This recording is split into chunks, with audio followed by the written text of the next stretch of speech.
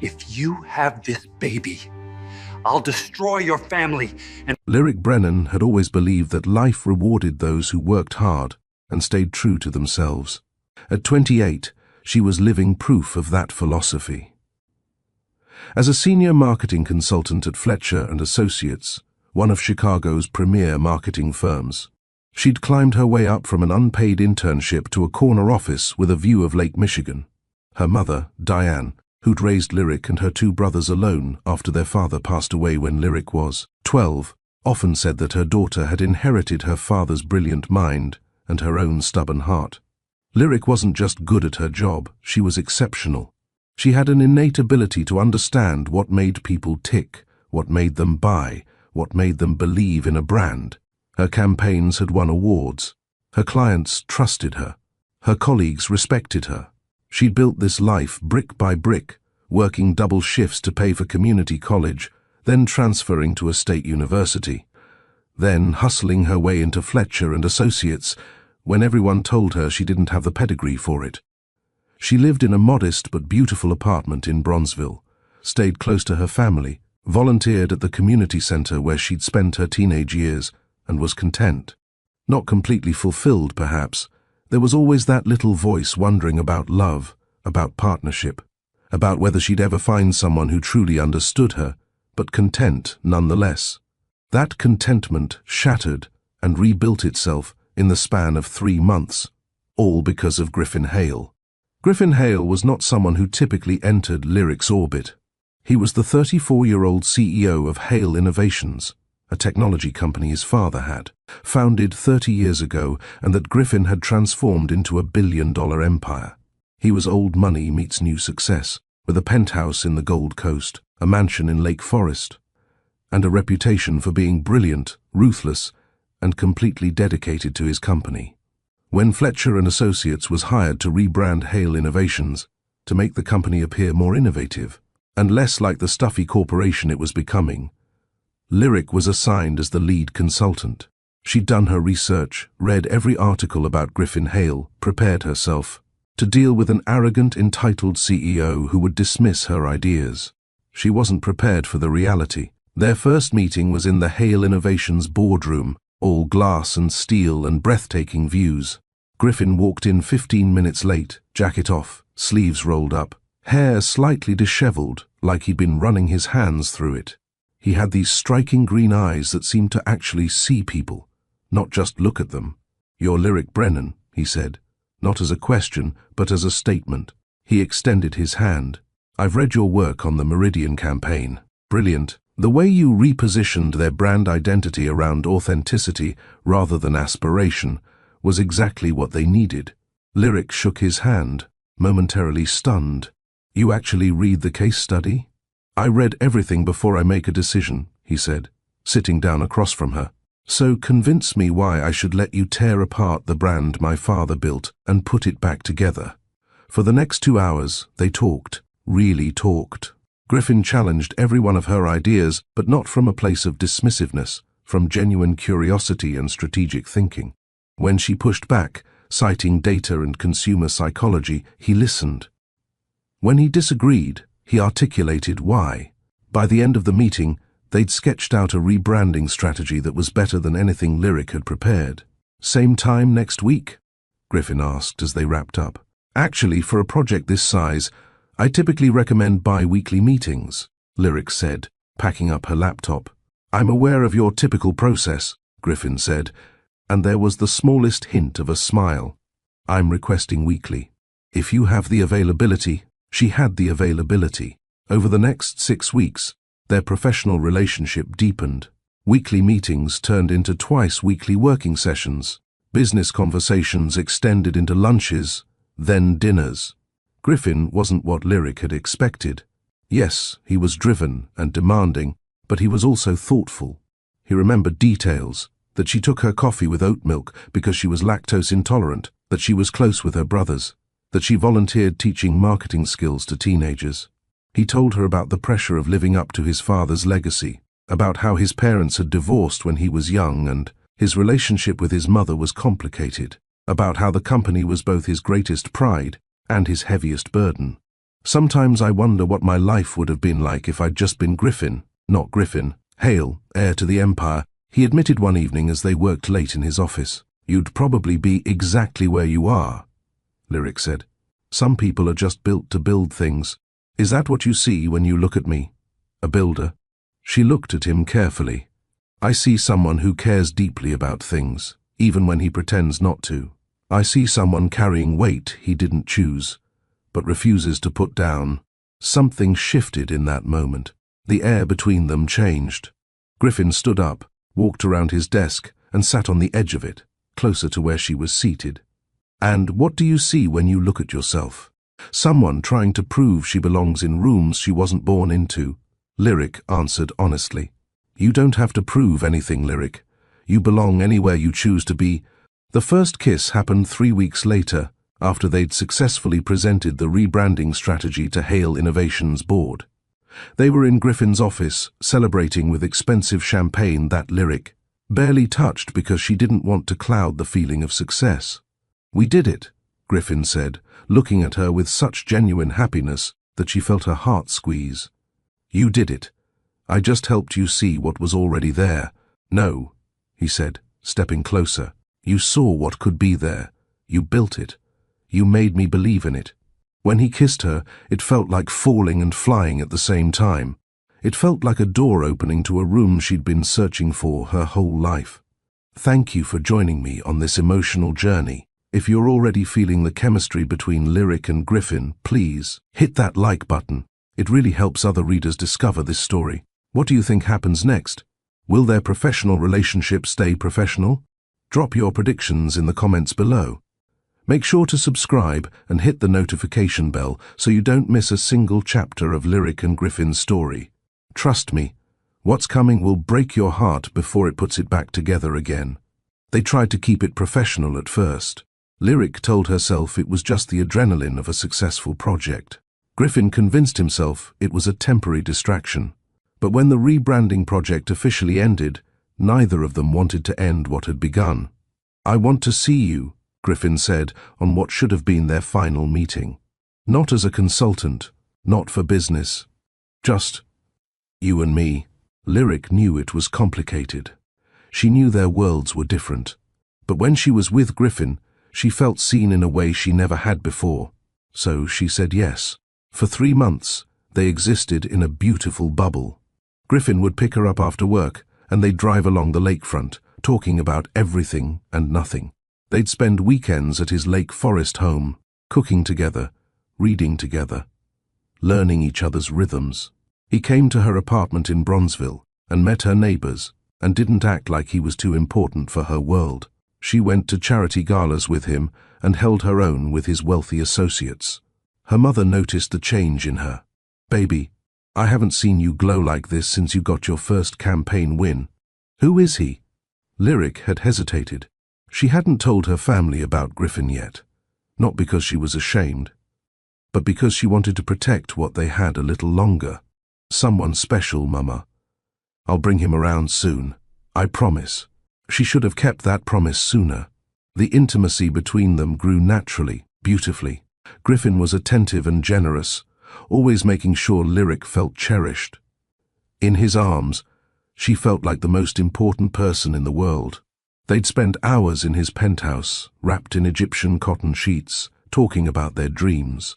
I want to build something that matters, Lyric told him one Sunday morning, her head on his chest.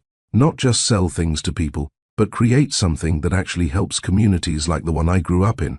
Then do it, Griffin said, running his fingers through her natural curls, something he'd learned she loved. You have the skill and the vision. What's stopping you? Money, resources, fear, she admitted. Fear of what? Failing. Proving right everyone who said I got lucky instead of earning it. Griffin tilted her face up to look at him. Lyric Brennan. You are the most capable person I've ever met.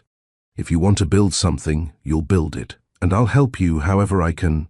Those were the moments she fell in love with him, not because of his money or his status, but because he believed in her in a way that made her believe in herself more. But there were cracks in their bubble, small at first. Phone calls Griffin would take in another room. mentions of his family that he'd quickly redirect, a certain tension when she'd suggest meeting his parents, or when he'd avoid talking about the future. "My family is complicated," he'd say. "I want to keep you separate from that complication as long as possible." Lyric understood complicated families. She let it go. Then came the night that changed everything. Lyric had been feeling off for a week, exhausted, nauseous, emotional in a way that wasn't like her. Her period was late, but she'd been stressed with a new client pitch, so she'd attributed it to that. Until her best friend, Tiona, a nurse, looked at her symptoms and said, "Girl, you need to take a test." The two pink lines appeared faster than Lyric could process. Pregnant. She was pregnant with Griffin's child. Terror and joy warred in her chest. They'd been careful, but not perfectly careful. These things happened, and while this wasn't planned, while the timing was terrible, a small part of her wondered if maybe this was the universe's way of pushing their relationship forward. She called Griffin and asked him to come over. She needed to tell him in person. He arrived an hour later, concerned. "Everything okay? You sounded strange on the phone." Lyric took a deep breath. "I need to tell you something, and I need you to just listen until I'm done, okay?" Griffin's face shifted into something guarded. "Okay, I'm pregnant." The words hung in the air between them. Lyric watched Griffin's face go through a dozen emotions: shock, disbelief, fear, and then something that looked like panic. "You're sure?" he finally asked. "I took 3 tests, all positive. I have a doctor's appointment scheduled for Friday to confirm, but yes, I'm sure." Griffin stood up, ran his hands through his hair, started pacing. "This can't be happening. Not now. Not like this. I know it's not ideal timing." "Ideal timing?" Griffin's voice rose. "Lyric, this is a disaster." The word hit her like a slap. "A disaster? We're talking about a baby, Griffin. Our baby. You don't understand. My family, the company, my father's legacy. There are expectations. There's a plan." "What plan? What are you talking about?" That's when the truth spilled out. Griffin had been engaged before to a woman named Kathleen Whitmore, someone from his social circle, someone his family approved of. They'd called off the engagement 2 years ago, but his family, especially his father, Montgomery Hale, had never accepted it. There was pressure, constant pressure, to reconcile with Kathleen, to marry within their world, to produce heirs that would carry on the Hale legacy appropriately. "You've been dealing with this the whole time we've been together?" Lyric asked, her voice breaking. "I thought I could handle it. I thought eventually they'd accept that I'm making my own choices. And now? What about now?" Griffin looked at her, and she saw something in his eyes she'd never seen before. Weakness, cowardice. "My father can't know about this. If he finds out you're pregnant, he'll destroy everything. He has the power to do it, Lyric. He can ruin your career, your reputation, your family's businesses." "My family doesn't have businesses. We're regular people, Griffin. We work regular jobs. Then those jobs. Your brothers, one works in finance, right? And the other is a teacher. Do you think my father can't reach them? Can't make their lives difficult?" Lyric felt cold. "What are you saying?" Griffin knelt in front of her, taking her hands. His eyes were desperate. "I'm saying we need to handle this carefully. We need to think about our options." "Our options?" "Whether this is the right time to bring a child into this situation." Understanding crashed over Lyric like a wave. "You want me to get rid of it?" "I'm saying we should consider all possibilities." She pulled her hands away. "Say it clearly, Griffin. Say what you want." He stood up, and when he spoke again, his voice was colder, more controlled. The CEO voice she'd heard him use in difficult business negotiations. "If you have this baby, my father will destroy your family. He will make it his mission to dismantle everything you've built and everything your family depends on. He's done it before to people who've threatened the Hale reputation. I've seen him do it. And He paused, struggling. "I won't be able to stop him. Not if you force my hand by keeping this child." "Force your hand?" Lyric stood up, her whole body shaking. "I'm not forcing anything. This is a consequence of what we did together, what we shared. I thought we were building something real. We are. But this, get out. Lyric, get out of my apartment. Get out of my life. You're not thinking clearly. When you calm down, I am thinking clearly for the first time since I met you, Lyric said, tears streaming down her face. You're a coward, Griffin Hale. You're not the man I thought you were. You're exactly who everyone warned me you'd be. Someone who uses people and throws them away when they become inconvenient. Griffin's face hardened. I'm trying to protect you. No, you're trying to protect yourself. There's a difference. He stared at her for a long moment, and she thought maybe he'd break. Maybe he'd choose her and their baby over his father's approval. But he didn't. If you decide to keep this baby against my wishes, don't expect anything from me, he said quietly. And understand that the consequences will be yours to bear. Then he left. Lyric collapsed on her couch and cried harder than she'd cried since her father died. She cried for the man she thought she knew, for the future she'd imagined, for the innocence she'd lost. But somewhere beneath the grief, a fierce determination began to grow. She placed her hand on her still flat stomach and made a promise. I don't know who you are yet, little one, but I know this. You are not a disaster. You are not a consequence. You are a gift, and I will protect you with everything I have. We don't need him. We'll be just fine. The next few months were the hardest of Lyric's life.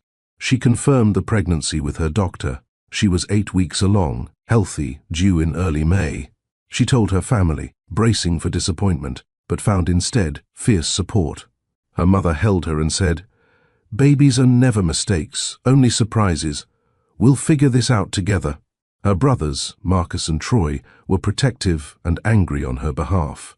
Who is this man? Give us a name, Lyric, Marcus demanded. But she wouldn't. She wouldn't give Griffin the satisfaction of drama. And she wouldn't risk her brothers doing something that could hurt their own futures. Work became complicated. Word got around that she was pregnant. Some clients were supportive, others quietly requested different consultants. Fletcher and associates stood by her publicly, but she felt the shift. She was being edged out of major projects, given smaller accounts. Then the real trouble started. 2 months after her confrontation with Griffin, her biggest client, a company she'd worked with for 2 years, suddenly terminated their contract, citing new direction. A week later, another client did the same, then another. Her boss, Raymond Fletcher, called her into his office. "Lyric, I don't know what's happening, but someone is targeting you. 3 clients in 3 weeks, all with vague excuses. Have you upset someone?" She knew exactly who. Montgomery Hale was making good on his son's threat. "I'll figure it out," she told Raymond. But she didn't know if she could. Her brother Marcus came home stressed one evening. "My firm is restructuring. They're eliminating my entire division. My boss said he fought for me, but the orders came from the top." Marcus worked at a mid-sized financial firm. Lyric did research and found that Hale Innovations had acquired a significant stake in the parent company 6 weeks ago. Troy called 2 weeks later. The school district was facing budget cuts. His position as an arts teacher was being eliminated. Lyric connected the dots. Montgomery Hale wasn't just going after her. He was systematically dismantling her family's stability, just as Griffin had warned. She felt rage and helplessness in equal measure. How did you fight someone with unlimited resources and no conscience? The stress was affecting her pregnancy. At her 16-week checkup, her doctor expressed concern about her blood pressure and anxiety levels. "You need to reduce stress, Lyric, for your health and the baby's health." That night, Lyric made a decision. She couldn't fight the Hales. She didn't have the resources, the connections, or the energy. But she could remove herself from their reach. She called Tiona. "Remember how you're always saying I should come to Atlanta? That the marketing scene is growing there?" "Yeah, why? How fast could I get a job there?" 2 months later, Lyric moved to Atlanta. She'd found a position at a smaller marketing firm, took a pay cut, and said goodbye to the life she'd built in Chicago. Her mother wanted to come with her, but Lyric insisted she stay. The pressure on her family eased once Lyric left the city. Atlanta was a fresh start. No one knew her story. She was just another pregnant single woman building a life. The black community there embraced her. She found a small apartment in a nice neighborhood, made friends with other young mothers, and slowly rebuilt her sense of self. Her daughter was born on May 3rd, after 12 hours of labor, with her mother and Tiona, who'd flown in by her side. The moment they placed her daughter on her chest, Lyric felt a love so overwhelming it erased every ounce of pain from the past 9 months. She named her Sage Diane Brennan. Sage for wisdom and strength. Diane for the grandmother who'd raised Lyric to be resilient. Sage had Lyric's deep brown skin and full lips, but she had her father's green eyes, a striking combination that people constantly commented on. Looking at those eyes was bittersweet. They were beautiful, but they reminded Lyric of the man who'd abandoned them. She never contacted Griffin, not when she moved, not when Sage was born, not ever. He'd made his choice clear. This was hers. The first year of Sage's life was exhausting but joyful. Lyric learned to navigate motherhood while rebuilding her career. The marketing firm she'd joined was smaller than Fletcher and Associates, but the work was meaningful.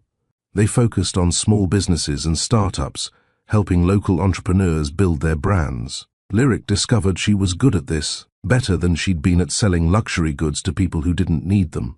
She was helping people who had dreams but not resources. She was using her skills to build up instead of just sell.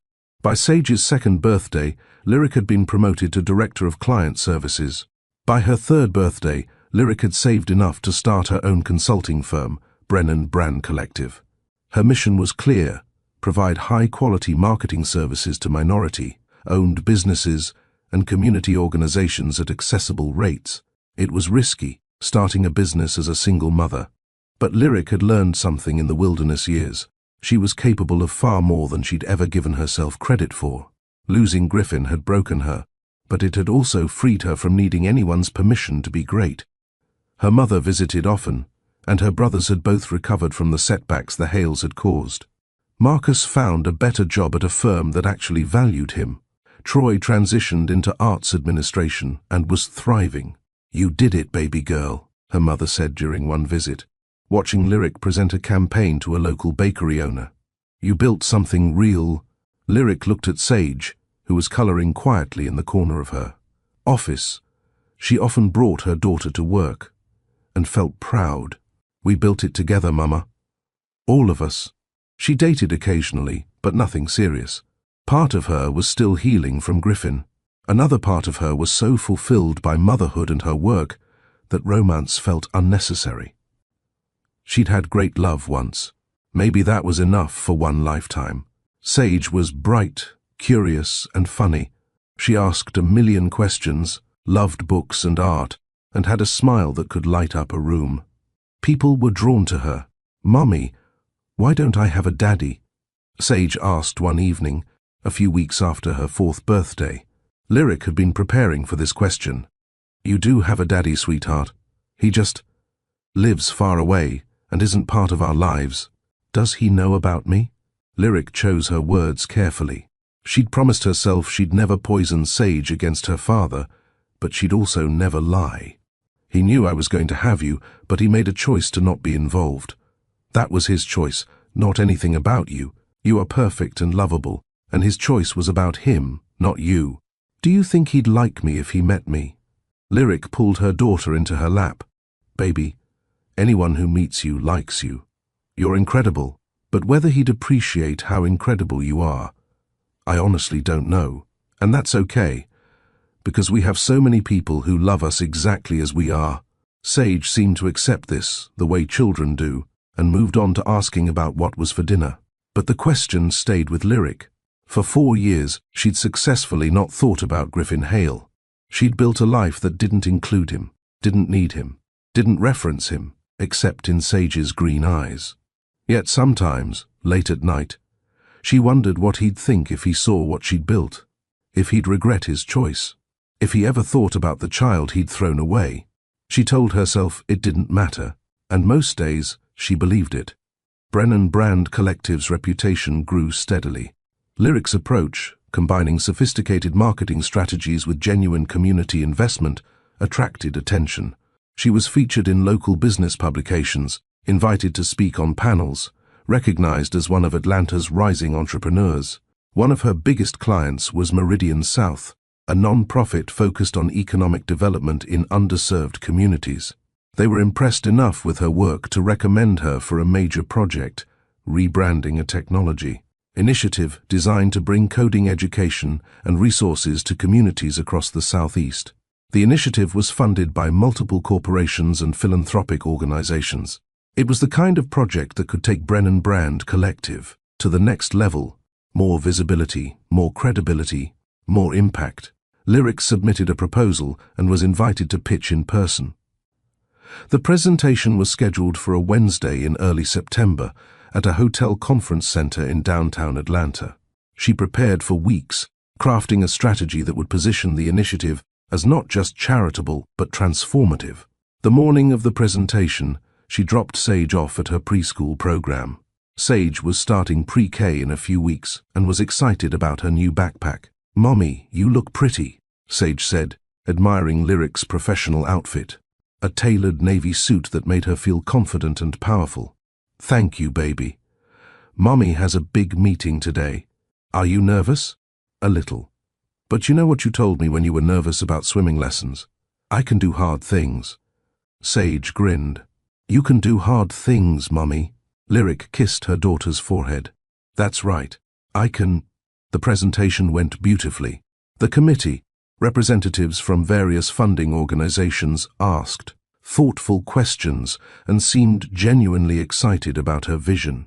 Lyric felt the familiar rush of doing what she was born to do. "We have a few more pitches to review, but we'll be in touch within the week," the committee chair said as they wrapped up. Lyric thanked them and stepped out of the conference room into the hotel lobby, feeling elated. She pulled out her phone to text Tiona about how it had gone. That's when she heard a voice that made her blood freeze. "The numbers are solid, but I want to see their community impact metrics before we commit." Griffin's voice. She looked up and there he was, 30 feet away, walking through the hotel lobby with 2 other men in suits. He looked older. There were hints of grey at his temples, but essentially the same. Tall, commanding, confident. Lyric's first instinct was to run, to hide, to avoid the confrontation that would shatter her carefully built peace. But she didn't. She stood frozen, watching him, and then, as if he could feel her gaze, Griffin looked up. Their eyes met across the lobby.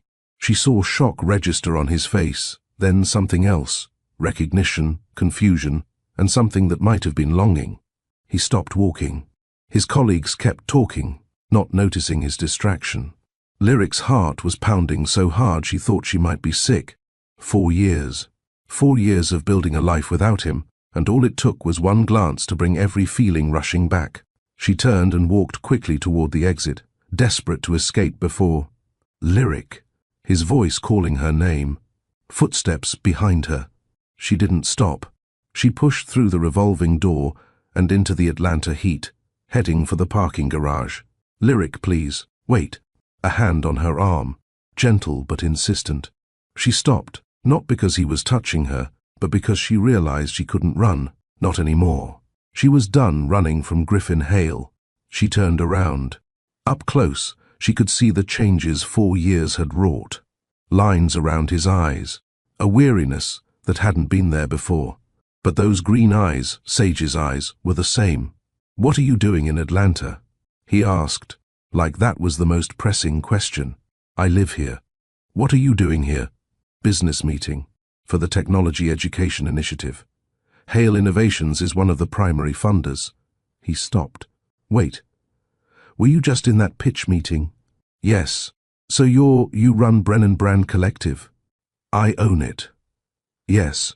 Griffin looked stunned. "Lyric, I had no idea. If I'd known you were involved, I would have..." "Would have what?" "Tried to sabotage me again." He flinched. "I never sabotaged you. No, your father did. On your behalf. While you stood by and let it happen, I didn't know. Not at first.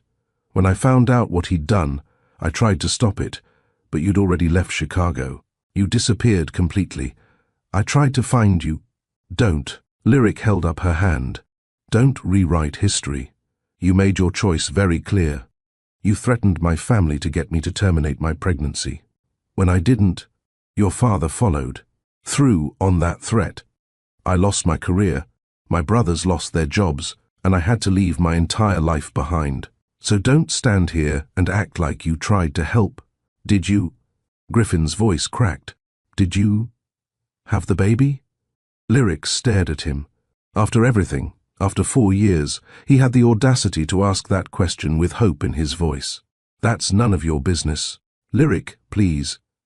I know I don't have the right to ask, but I've thought about you every day for 4 years. I've wondered if there was a child. You gave up the right to know anything about my life when you called my baby a disaster and threatened everything I loved. I was scared. I was a coward. You were right about that, but I've regretted that conversation every single day since. Good, Lyric said coldly. Live with that regret. I have to go. She turned and walked away, and this time he didn't follow. Her hands were shaking so badly she could barely unlock her car. Once inside, she gripped the steering wheel and tried to breathe. She'd done it.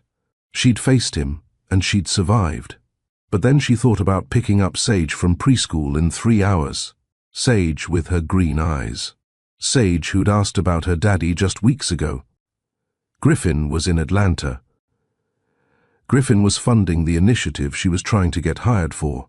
Their paths had collided after 4 years of careful separation. Nothing was ever going to be simple again. Lyric didn't tell anyone about seeing Griffin.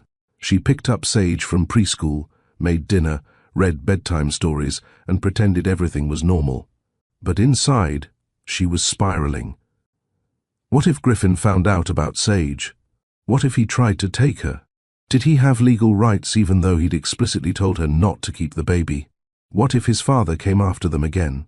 She barely slept. By morning, she'd convinced herself that she needed to withdraw from the Technology Initiative project. It was the safest option. She'd send a professional email citing scheduling conflicts and move on. But before she could draft that email, her phone rang. It was Dominic Chen, the committee chair. Lyric, I'm calling with good news. The committee was unanimous. We'd like to offer you the contract. Her heart sank and soared simultaneously. This was the opportunity she'd been working toward. It would establish her firm, provide financial stability for her and Sage, and allow her to do meaningful work. That's wonderful news, she managed. There's a kickoff meeting next Monday with all the key stakeholders and funders. Can you make it? Griffin would be there. Of course he would. Yes, I'll be there. She hung up and immediately called Teona. I need you to be completely honest with me. What are my legal obligations regarding Sage's father? Why? What happened? Lyric explained the encounter with Griffin. Teona was quiet for a moment. Okay. Legally, he's the biological father, so he does have potential rights, but he'd have to establish paternity and petition for custody or visitation. The fact that he explicitly told you to terminate and has had no contact in 4 years works in your favor. But Lyric, if he wants to be involved now, a court might allow it, even though he abandoned us. He'd argue he didn't know the child existed. Did you ever formally tell him you decided to keep the baby? No. After our fight, I never spoke to him again. Then he has some plausible deniability. I'm not saying it's right, but legally, it's complicated. Lyric felt nauseous. What should I do? You need to talk to a family lawyer. Get ahead of this. And Lyric, you might need to tell him about Sage before he finds out another way. On your terms. The weekend crawled by. Lyric tried to focus on Sage, but her mind kept returning to the impossible decision ahead. Tell Griffin about his daughter, or hope he never found out. Monday came too quickly. The kickoff meeting was at the same hotel where she'd presented. Lyric dressed carefully, armoring herself in professionalism. She'd arranged for her mother to pick up Sage from preschool, not wanting to risk any chance of Griffin seeing her. The conference room was full, representatives from various organizations, non-profit leaders, corporate executives, and Griffin, sitting at the far end of the table. Their eyes met briefly. His expression was unreadable. The meeting focused on logistics, timelines, and goals. Lyric presented her strategic framework and fielded questions. She was in her element, and she made sure everyone in that room knew she'd earned her place there. Griffin didn't speak much, but she felt his eyes on her throughout. As the meeting wrapped up, Lyric packed her materials quickly, planning a swift exit. Lyric, a moment? Dominic Chen approached with Griffin beside him. Griffin here was just expressing how impressed he was with your presentation, Dominic said. Given that Hale Innovations is our largest funder, I thought you two should connect directly about the brand strategy. Lyric forced a professional smile. Of course. I'm happy to schedule a call. I'm in Atlanta for the rest of the week, Griffin said. Perhaps we could meet tomorrow. I'd love to understand your vision more deeply. It was a trap and a test. If she refused, it would seem unprofessional. If she agreed, she'd have to face him alone. Tomorrow works. My office, 10 a.m. She handed him a business card, a small power move. This was her territory.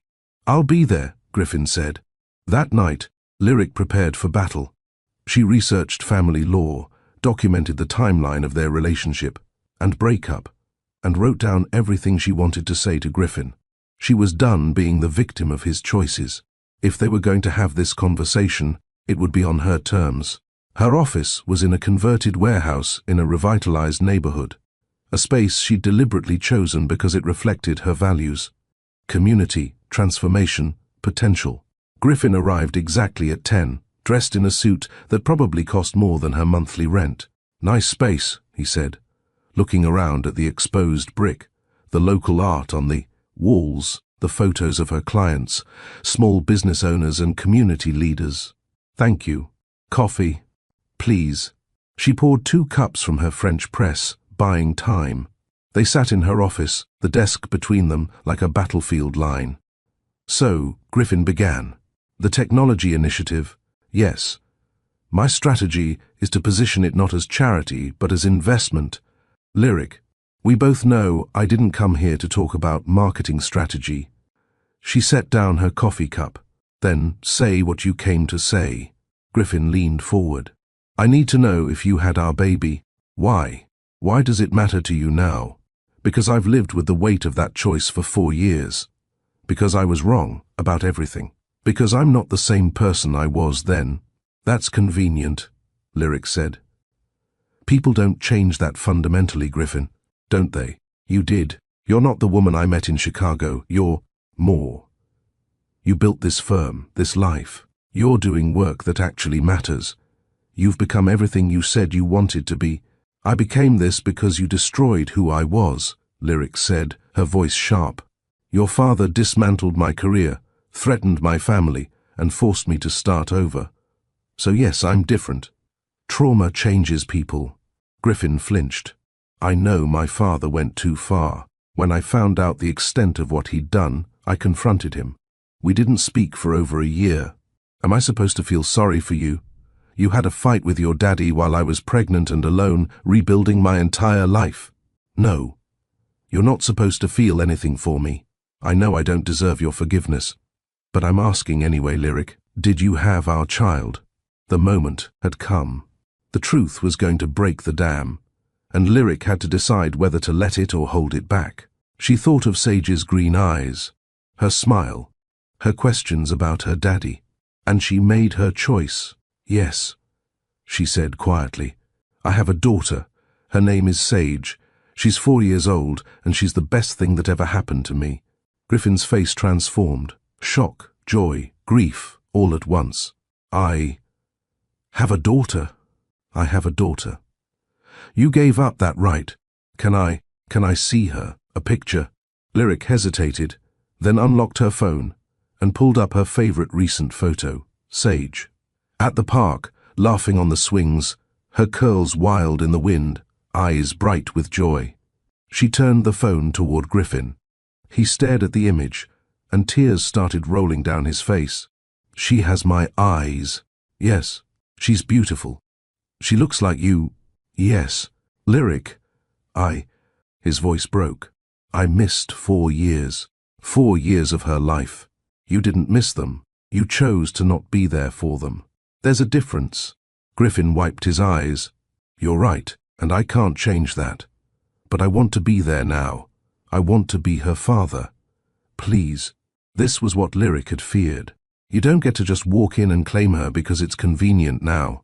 She's a person, Griffin. A little girl with feelings and needs. She's not a business deal you can negotiate. I know that, do you? Because 4 years ago, you called her a disaster. You threatened to destroy my family if I didn't terminate her. Now you want to play daddy? How do I know you won't change your mind again when it gets hard? I understand your distrust. I've earned it. But I've changed, Lyric. That last year, after you left, I hit bottom. I realized I'd become exactly what I hated. A man who let fear and other people's expectations control his choices. I started therapy. I confronted my father and established boundaries. I stepped back from the company to figure out who I was outside of the Hale name. Good for you. That doesn't give you rights to my daughter. Legally. Don't, Lyric said, her voice dangerous. Don't threaten me with legal action. I will fight you with everything I have.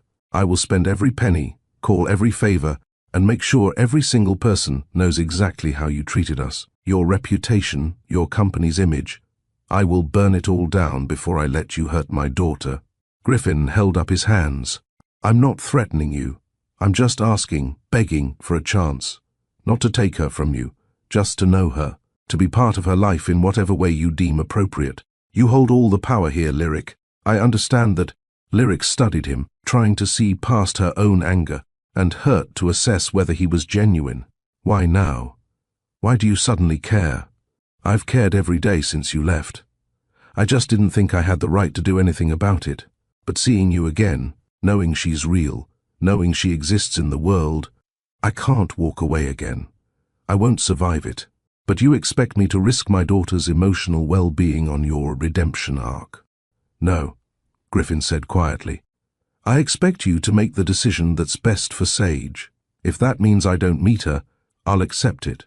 But I'm asking you to consider that maybe she deserves to know her father. If I can prove to you I've changed.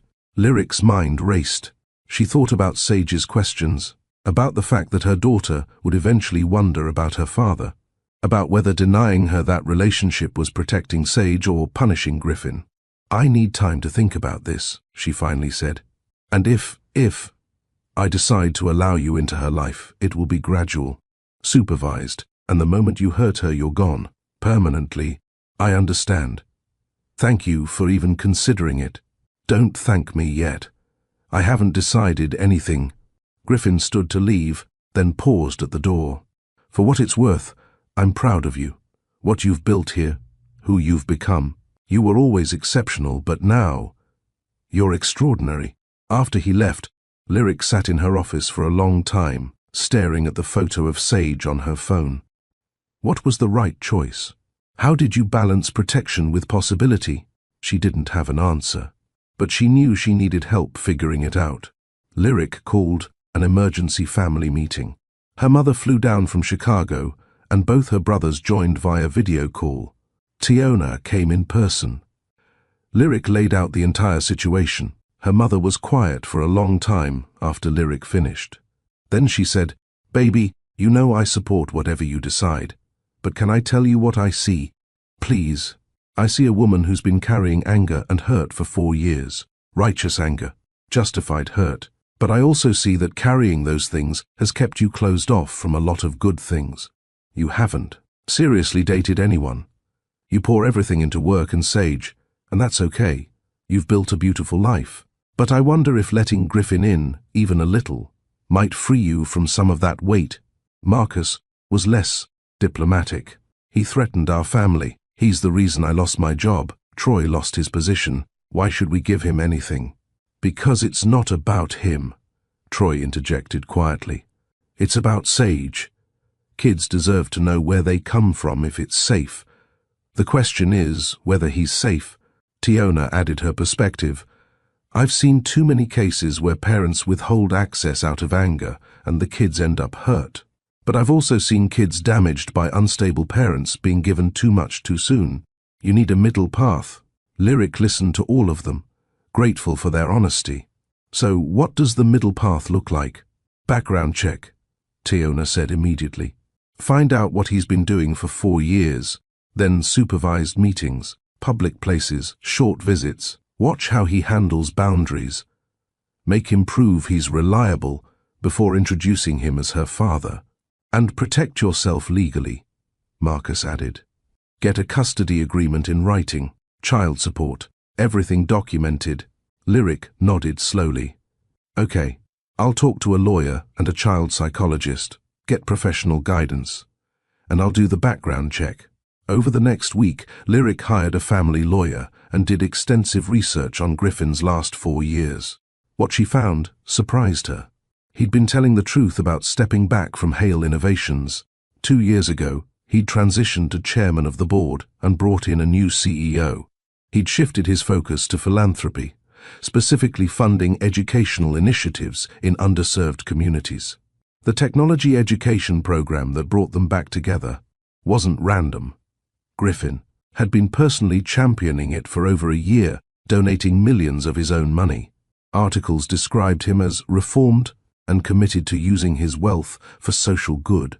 There were no scandals, no lawsuits, no concerning behavior. There was one profile piece that caught Lyric's attention. In it, Griffin was asked why he'd stepped back from running his father's company. His answer, "I realized I was living someone else's life. I'd made choices based on fear and obligation rather than values and integrity. I hurt someone I cared about deeply because I wasn't brave enough to stand up for what mattered. I'm spending the rest of my life trying to be the man I should have been then, someone he cared about deeply." He'd never mentioned Lyric by name, but the interviewer noted that Griffin had never married and was famously private about his personal life. The child psychologist Lyric consulted gave her a framework. If you decide to proceed, introduce him as a friend first. Let Sage get comfortable with him as a person. Before introducing the concept of him being her father, watch for how he interacts with her. Is he patient? Does he respect her boundaries? Does he show up consistently? Armed with all this information, Lyric made her decision. She called Griffin. "I've thought about it," she said. "I'm willing to let you meet Sage, but there are conditions. Anything. First, you sign a formal custody agreement that establishes me as primary custodian. You'll have visitation rights, but they start minimal and increase only if you prove consistent and reliable. Second, child support. Not because I need it, but because you should contribute to her well-being. Third, you meet with my lawyer and my child psychologist to understand expectations. And fourth, you don't tell her you're her father until I say you can. She'll meet you as my friend first. I agree to all of it. I'm not finished. Fifth, you don't get to disrupt her life or routine. You fit into her world, not the other way around. Sixth, no gifts or attempts to buy her. Affection. You build a relationship through presence and care, not money. And seventh, the moment I feel she's being harmed emotionally, this ends. Non-negotiable. I understand. Thank you, Lyric. I won't let you down.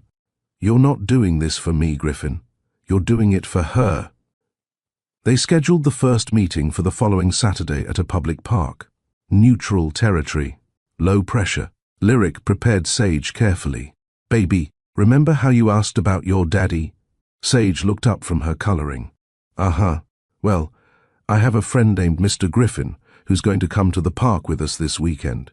He's someone special. I want you to meet him. Is he nice?" "I think so. But you can decide for yourself." Saturday arrived warm and clear. Lyric dressed Sage in her favorite purple dress and did her hair in 2 puffs with matching bows. Her daughter looked adorable and confident, and Lyric felt a fierce surge of protectiveness. Griffin was already at the park when they arrived, sitting on a bench, looking nervous. He stood when he saw them, and Lyric watched his face as he saw Sage in person for the first time. His expression was pure wonder. "Sage, this is my friend Mr. Griffin," Lyric said. "Griffin, this is my daughter, Sage." Griffin knelt down to Sage's level. "Hi, Sage. It's really nice to meet you." Sage studied him with those green eyes, his eyes, taking in every detail. "You have eyes like me. Griffin's voice caught. I do, don't I? Green eyes are pretty special. My mommy says they're unique. Your mommy is very smart. Sage seemed to accept this and then asked the most important question. Do you like swings? Griffin smiled. I love swings. Come on. Lyric watched as her daughter grabbed Griffin's hand and pulled him toward the playground. He looked back at her, eyes shining with tears, and mouthed, Thank you. For the next hour, Lyric observed.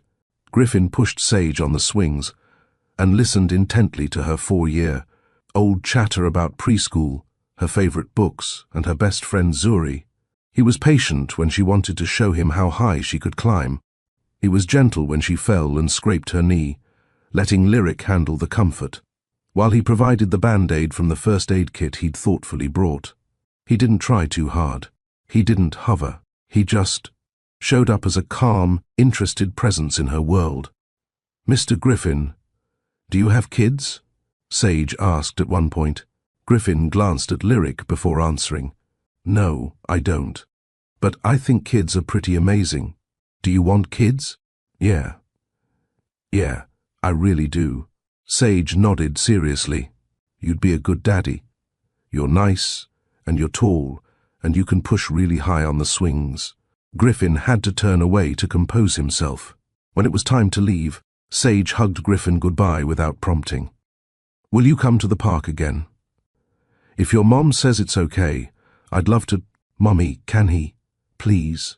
Lyric looked at Griffin's hopeful face, at Sage's excitement, and felt something shift in her chest. We'll see, baby.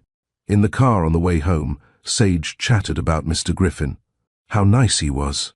How strong he must be to push so high. How his eyes were like hers. Did you like him, Mummy? Sage asked. Lyric thought about her answer carefully. I think he's trying very hard to be a good person, and I think he was very happy to meet you. I liked him, Sage declared. Then, with a 4-year-old's emotional honesty, I wish he could be my daddy. Lyric's heart clenched. Why, baby? Because he looked at me like you look at me, like I'm special. That night, after Sage was asleep, Lyric cried. For the years lost, for the complexity of the situation, for the fear of making the wrong choice, but also for the tiny seed of possibility that maybe, just maybe, something broken could be repaired. Over the next 3 months, Griffin became a regular presence in Sage's life. Every Saturday they'd meet at the park, or the children's museum, or the aquarium. Griffin was consistent, showing up exactly when he said he would, staying, as long as Lyric permitted, and never pushing for more than she offered. He followed every rule. He didn't bring extravagant gifts, just small, thoughtful things, like a book, about a topic Sage had mentioned, or a stuffed animal of her favorite animal. He deferred to Lyric's parenting, never contradicting her or undermining her authority. He sent child support payments without needing to be reminded, along with contributions to Sage's college fund. Lyric watched carefully for red flags, but found none. Instead, she saw a man genuinely trying to be worthy of his daughter's trust. She also saw Sage blossoming under the attention. Her daughter had always been confident, but there was something different now. A completeness, as if a question she'd been carrying had been answered. During one of their outings, Lyric hung back and watched Griffin and Sage at the duck pond, tossing breadcrumbs. They had the same mannerisms, the way they tilted their heads when thinking, the way they laughed. Tiona, who'd come along for this visit, nudged her. He's good with her. Yeah, Lyric admitted. How do you feel about that? Conflicted, grateful, scared, angry that we're 4 years in instead of at the beginning. All of it at once. And how do you feel about him? Lyric looked at her friend. What do you mean? I mean, you loved him once. Deeply. You built a whole child with him, and now he's back, transformed into exactly the man you needed him to be 4 years ago. That must be complicated. I can't think about that. This is about Sage, is it? Because I see the way you look at him when he's not watching, and I see the way he looks at you when you're not watching. There's still something there. There's too much history, too much hurt, maybe. Or maybe there's a foundation that's been tested and could be stronger for it. Lyric didn't want to consider that possibility, but late at night, when she was honest with herself, she acknowledged. That the anger she'd carried for 4 years was starting to ease, not disappear. She wasn't sure it ever would completely, but soften into something more manageable. She'd also noticed things about Griffin, how he'd grown, how he spoke to people, service workers, other parents, children, with genuine respect, how he talked about his work with passion but also humility, how he'd ask Lyric's advice on things, valuing her opinion. One Saturday, after a museum visit, Sage fell asleep in the car on the way home. Griffin had followed them back to help carry her inside, something that had become their routine. As Lyric tucked Sage into bed, Griffin stood in the doorway, watching with such tenderness that Lyric felt her defenses crack. Downstairs, she made them both tea. They sat on her couch, a careful distance between them. "Can I ask you something?" Griffin said. "Sure. When do you think I can tell her that I'm her father?" Lyric had been expecting this question. The psychologist says when she's comfortable asking who you are, when the relationship is established enough that the truth feels natural rather than shocking. "And when do you think that will be?" "I don't know. Maybe soon." She started asking questions. Why we spend so much time together, why you're always around but don't live with us. What do you tell her? That you're someone important to both of us, that you care about her very much. Griffin set down his tea. "Lyric, I need to say something, and I need you to let me finish." She nodded. "These 3 months with Sage have been the best of my life. Getting to know her, watching her grow, being part of her world. It's a gift I know I don't deserve. But there's something else I need you to know." He paused, gathering courage. "I never stopped loving you." Lyric's breath caught. "I know I have no right to say that. I know I destroyed what we had. But it's the truth. Every person I met over these 4 years, I compared to you. Every achievement felt hollow because I couldn't share it with you. You were the one. You are the one. And I let fear and cowardice rob me of the life we could have had. Griffin, I'm not asking you to forgive me or give me another chance. I'm just telling you the truth, because I've learned that living with regret is worse than risking rejection. I love you. I love our daughter, and if all I ever get to be is Sage's father and your CO parent, I'll be grateful for that. But if there's any possibility, any chance, that someday you might—" Lyric held up her hand, stopping him. "I need you to understand something.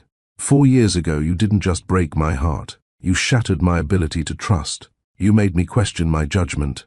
I was pregnant, vulnerable, and in love, and you threatened everything I cared about. I know. I'm not the same person I was. I can't just pick up where we left off.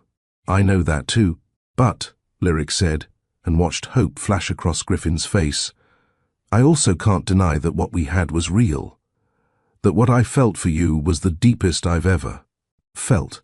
And I can't deny that watching you with Sage, seeing you show up consistently, seeing you become the man I believed you could be, it's affecting me. How? I'm not ready to call it love. I'm not ready to trust you with my heart again. But I'm open to the possibility of friendship, real friendship, co-parenting with respect and care, and maybe, if you continue to prove yourself over time, we could see if there's something more." Griffin's eyes were shining. "That's more than I hoped for. Don't hope too hard. I might never be able to get past what happened. The hurt might be too deep. Then I'll prove myself anyway, not to win you back, but because it's who I want to be." They sat in silence for a while, the weight of the conversation settling around them. "I should go," Griffin finally said. "Thank you for tonight, for every day with Sage, for even considering giving me a chance." At the door, he paused. "One more thing. My father wants to meet Sage." Lyric's entire body tensed. "Absolutely not. I told him the same thing. I just wanted you to know he's aware of her existence. I didn't tell him. He figured it out from seeing photos in my house. But I made it clear that he has no access to her or you unless you explicitly grant it. And I told him what he did to your family was unforgivable." "And what did he say?" "That he was protecting the family legacy. I told him the only legacy I care about is being a good father and, if I'm lucky, eventually earning back your trust. We're not on good terms. I'm sorry. Don't be. Some breaks need to happen. He chose his priorities. I'm choosing mine. After Griffin left, Lyric sat with her thoughts. The situation was messy and complicated and full of risk. But for the first time in 4 years, she felt something other than anger when she thought about Griffin Hale. She felt possibility. 2 weeks later, Sage provided the opening they'd been waiting for. They were at the park, the three of them, feeding ducks. Sage had been quieter than usual, thoughtful. "Mr. Griffin," she said suddenly, "why don't you have a family?" Griffin glanced at Lyric, who nodded slightly. "What makes you think I don't have a family?" he asked gently. "You're always with us. You don't talk about a wife or kids at your house. Are you lonely?" Griffin knelt down to her level. "Can I tell you a secret?" Sage nodded, eyes wide. "I do have a family. A very small, very important family." "You do? Who?" Griffin looked at Lyric, asking permission. She took a deep breath and nodded. "You," Griffin said softly. "You're my family, Sage. I'm your daddy." Sage stared at him, processing. "My real daddy, the one who lives far away. I used to live far away, but not anymore. I'm here now, and I want to be part of your life, if that's okay with you. Why didn't you tell me before?" Lyric intervened. "Because grown-ups sometimes make mistakes, baby. Your daddy and I had some problems before you were born. He wasn't ready to be a daddy yet, so I raised you by myself. But he's been working very hard to be the kind of daddy you deserve." Sage looked between them, her brilliant little mind working. "So, all those times we played together, you were my daddy the whole time?" "Yes," Griffin said. "I wanted to get to know you first, to make sure you felt comfortable with me. Are you going to leave again?" The question broke both adults' hearts. "No, sweetheart. I'm not going anywhere, I promise. Do you love me?" Griffin's voice cracked. "More than anything in the whole world. Do you love Mommy?" Both adults froze. Sage continued, with a child's devastating logic, because daddies and mommies are supposed to love each other. That's how families work. Lyric stepped in. "Sometimes families look different, Sage. Your daddy and I care about each other very much, but we're not together like that. We're both here for you, though." Sage considered this. Then, with 4-year-old decisiveness, "I think you should love each other. You both look happy when we're together." Out of the mouths of babes. "It's complicated, baby," Lyric said. "Why?" "Because sometimes grown-ups hurt each other, even when they don't mean to. And it takes time to heal from that hurt." Sage walked over to Griffin and hugged him. "I forgive you for being far away before. You're here now." Griffin wrapped his arms around his daughter and wept. Then Sage pulled back and said, with enormous seriousness, "You can call me your daughter now. I'm Sage, and you're my daddy." "Yes, I am. And you're my Sage." Wow, we've just witnessed one of the most beautiful moments. Sage finally knows who her daddy is.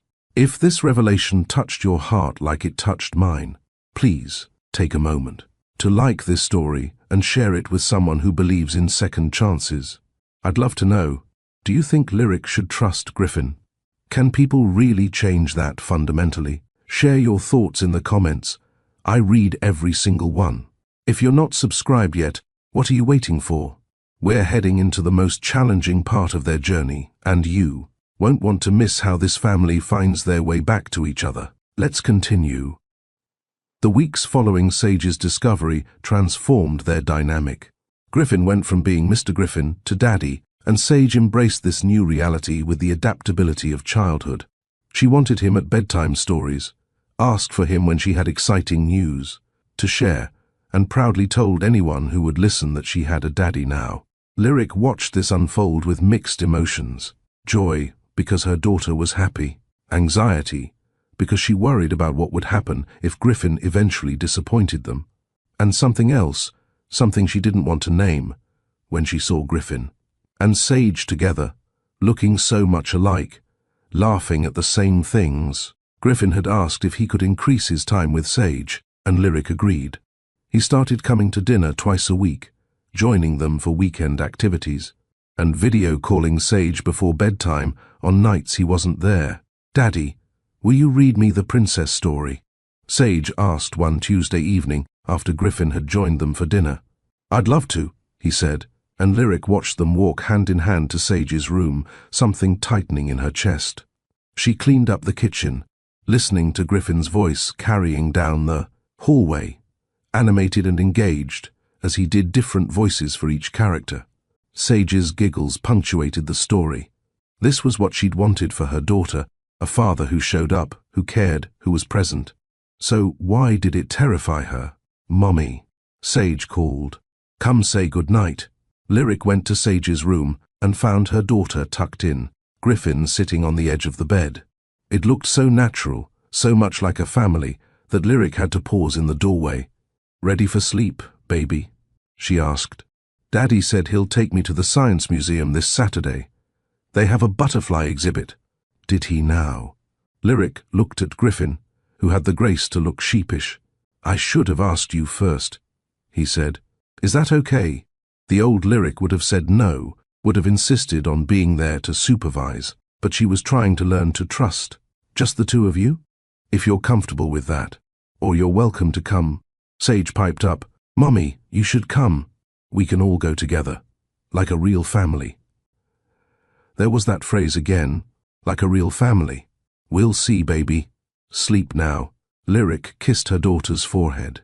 Griffin did the same, whispering, "Sweet dreams, Sage. I love you." "Love you too, Daddy." Downstairs, Lyric poured herself a glass of wine. Griffin hesitated at the door. "You can stay for a bit," Lyric said. "We should talk about boundaries and schedules." Griffin sat down, keeping a respectful distance. "I'm sorry I didn't ask first about Saturday. It's fine. I'm just adjusting. Sharing her after 4 years of it being just us. It's harder than I expected. I can't imagine how hard. You've been her whole world, and you're changing that, not replacing, just expanding." Lyric sipped her wine. "Griffin, can I ask you something honestly? Always. What happens when this gets hard? When Sage is a teenager and hates us both? When the novelty wears off and it's just the daily grind of parenting? When she's sick at 3 a.m. or has a tantrum in public or fails a test? Are you still going to show up?" "Yes," Griffin said without hesitation. "Lyric, I know I haven't earned your trust yet, but I'm not doing this because it's fun or novel. I'm doing it because she's my daughter, and I already lost 4 years. I'm not missing another day by choice. People say that. Then life gets complicated. You mean I might do what I did before? Abandon you both when things get difficult?" "Yes," Lyric said, her voice small. "That's exactly what I mean." Griffin moved closer, not touching but near enough that she could feel his presence. "I can't prove the future to you. I can only show up day after day and build a track record. But I need you to know something. The man who told you to terminate that pregnancy was broken. He was so desperate for his father's approval that he was willing to sacrifice everything real for something hollow. I'm not that man anymore." "What changed?" "Losing you changed me. The regret, the shame, the knowledge that I'd destroyed the best thing in my life. It broke me down completely. I had to rebuild from nothing. I had to figure out who I was without my father's expectations, without the company defining me, without anything but my own values. And the man I rebuilt doesn't run from hard things anymore." Lyric wanted to believe him. God, she wanted to believe him. "I'm scared," she admitted, "of trusting you, of Sage getting hurt, of letting you back into my life and having it all fall apart again." "That's fair. I'm scared too." "Of what?" "Of not being enough, of failing her, of you never being able to forgive me and us living the rest of our lives in this in-between space." They sat in silence, the weight of unspoken feelings heavy between them. "Saturday," Lyric finally said. "Take her to the museum, just you two. She needs time with just her dad." Griffin's face lit up. "Really? Really? But Griffin, if you hurt her, if you let her down, there's no coming back from that." "I know. I won't." After he left, Lyric called Tiona. "I think I'm in trouble," she said. "What kind of trouble?" "The kind where I'm starting to feel things again." For Griffin, Tiona was quiet. "Is that really trouble, or is that healing? How do I know the difference? Does it feel like falling backward or moving forward?" Lyric thought about it. "Both, neither. I don't know." Then maybe you don't have to know yet. Maybe you just have to feel it and see where it goes. Saturday came, and Lyric watched Griffin pick up Sage with a mixture of anxiety and strange emptiness. Her daughter had been so excited, chattering all morning about butterflies, and how Daddy said they'd get lunch at her favorite place. "Be good for your dad," Lyric said, helping Sage into her jacket. "I'm always good," Sage protested, making both adults smile. After they left, Lyric's apartment felt too quiet. She tried to work, to catch up on client projects, but couldn't focus. She cleaned rooms that didn't need cleaning. She reorganized her closet. Finally, she admitted what she was feeling. She missed them, both of them. Her phone buzzed with a text from Griffin. It was a photo of Sage with a butterfly landed on her finger, her face pure wonder. "Griffin, she said to tell you the butterflies are magical and scientific at the same time. I think she's going to be an engineer." Lyric smiled, her heart squeezing. "Lyric, she gets that from you, the analytical mind. Griffin, she gets her brilliance from you, and her kindness, and her strength." Lyric stared at the message, something warm unfurling in her chest. They returned that afternoon, Sage full of stories and carrying a butterfly bookmark Griffin had bought her from the gift shop. "Mummy, it was so amazing, and Daddy knew all about the different species and their migration patterns and—" Lyric listened, watching Griffin stand in her doorway, looking at their daughter with such love it was almost painful to witness. "Bath time, baby," Lyric eventually said. "You've got dirt from the gardens all over you." While Sage bathed, singing off-key, Lyric walked Griffin to the door. "Thank you," he said, "for trusting me with her. Thank you for being trustworthy." Griffin hesitated. "Lyric, there's something I need to tell you. My father is in Atlanta." Every muscle in Lyric's body tensed. "Why?" "Business. But he knows about Sage now, and he wants to meet her." "No, absolutely not. That's what I told him. But he's insisting, and you know how he is." "I know exactly how he is. He tried to destroy my family, Griffin. He succeeded in destroying my career in Chicago. He doesn't get access to my daughter." "Our daughter," Griffin said gently. "And I agree with you. I told him he has no rights here, but he's threatening to make things difficult." "How?" "Legally. He's implying he could challenge custody, claim I have rights that are being denied." "That's ridiculous. We have a formal agreement." "I know. But he's Montgomery Hale. He has lawyers who can tie things up in court for years, make life miserable even if he doesn't win." Lyric felt panic rising. "So what are you saying? That I should let him meet her to keep the peace?" "No," Griffin said firmly. "I'm saying I need to handle my father. I wanted you to know what's happening so you're not blindsided.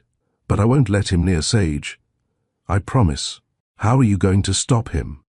Griffin's jaw tightened. "By doing what I should have done 4 years ago. Stand up to him completely, set boundaries that can't be crossed. And if he retaliates, goes after my business like he did before, he won't. I've made sure of that." "How?" "I control a significant share of the family trust. Enough that I can block his access to certain funds if he tries anything. It's mutually assured destruction. If he comes after you, I burn down some of what he's built. He knows I'm serious this time." Lyric studied him. "You'd really do that? Go against your father that completely?" "Lyric, you and Sage are my family now. He's just the man who shares my DNA and tried to control my life. I choose you both." Every time, something in Lyric's careful defenses cracked. This was what she'd needed 4 years ago, someone willing to choose her, to fight for her, to protect what they'd built together. "Okay," she said quietly. Okay. I trust you to handle him. But Griffin, if he gets anywhere near Sage—" "He won't. On my life, he won't." That night, after Sage was asleep, Lyric sat with her journal, something her therapist had encouraged her to keep. She wrote, "Today, I watched the man who broke me become the man I needed. Today, I let my daughter spend hours alone with someone who I've spent years protecting her from. Today, I felt the walls I built starting to come down, and I don't know if I'm ready. But maybe being ready isn't the point. Maybe the point is being willing to try." Montgomery Hale was exactly as Lyric remembered from the photos she'd seen years ago. Tall, silver-haired, commanding. He looked like wealth and power personified. When Griffin arranged a meeting at a neutral location, a conference room at Griffin's lawyer's office, Lyric brought her own lawyer and wore her armor of professionalism. "Miss Brennan," Montgomery said, not offering his hand, "you've caused quite a disruption to my family." Lyric didn't flinch. "Mr. Hale, I haven't caused anything. Your son and I had a relationship, and that relationship produced a child. The disruption came from your attempts to destroy my life." Montgomery's eyes narrowed. "I was protecting my family's interests. You were protecting your ego. There's a difference." Griffin interjected. "Dad, we're not here to litigate the past. We're here to establish clear boundaries moving forward.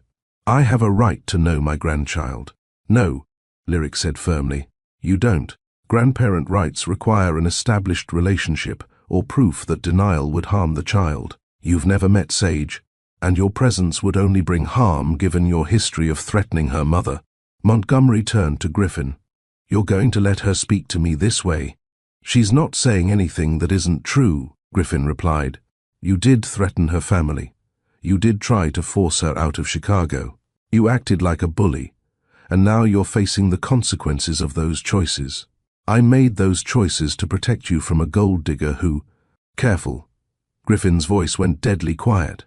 "The next words you say about Lyric will determine whether you and I have any relationship moving forward." Montgomery seemed genuinely shocked. In his world, people didn't stand up to him, especially not his own son. Lyric's lawyer, Janelle Morrison, slid a document across the table. "Mr. Hale, this is a formal agreement stating that you will have no contact with Sage Brennan without explicit written permission from both parents. Any violation will result in a restraining order and legal action." "You can't be serious." "Sign it, Dad," Griffin said, "or I pull my shares from the family trust and tank the value of everything you've built. I've already spoken with the board. They're prepared to support my decision." It was a power play years in the making. Montgomery Hale, who'd controlled his son's life with money and expectations, was finally being checkmated. "You'd destroy the family legacy over some woman and her child?" "They're not some woman and her child. Lyric is the mother of my daughter. Sage is my family. And yes, I'd burn down every legacy you've built to protect them, without hesitation." The room was silent, except for the hum of the air conditioning.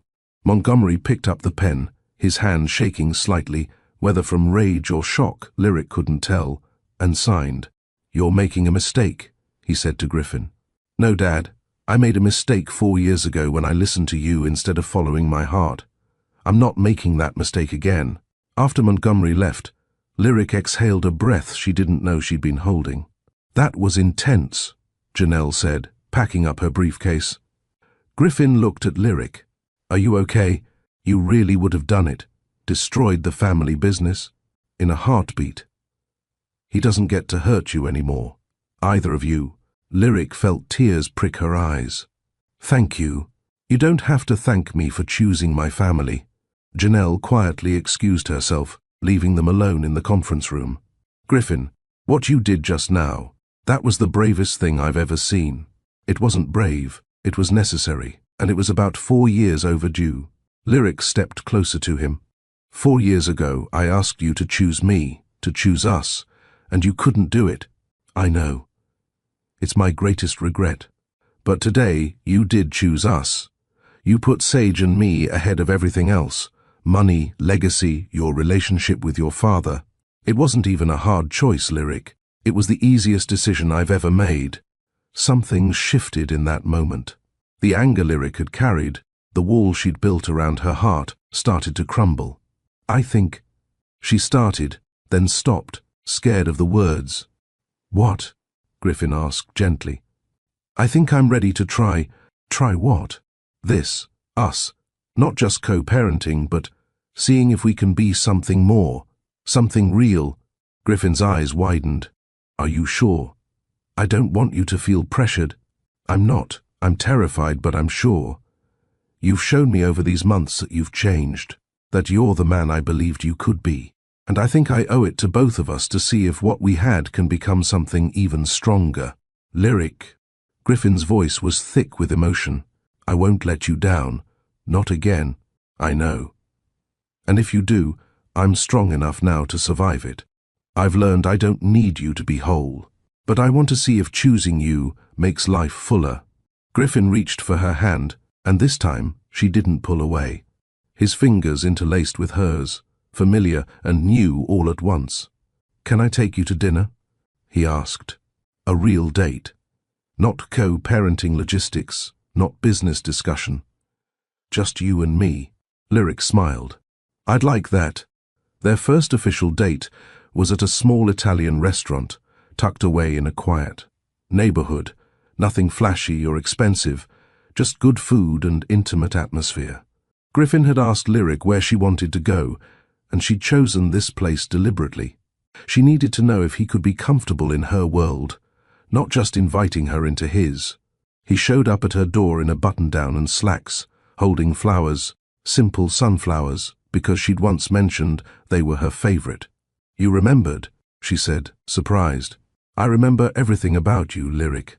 Her mother was staying with Sage for the evening, and when Griffin came in to say hello, Sage launched herself at him. "Daddy, are you and Mommy going on a date?" Griffin glanced at Lyric, unsure how to answer. "We are," Lyric said. "Is that okay with you?" Sage grinned. "Does this mean you'll get married and we'll all live together?" "Whoa, baby, slow down. We're just having dinner. But you love each other, right?" Lyric's mother, Diane, intervened. "Sage, honey, why don't you show Grandma that new puzzle you got? Let your parents have a nice evening." As they walked to Griffin's car, Lyric laughed nervously. "Sorry about the marriage interrogation." "Don't be sorry. She's 4.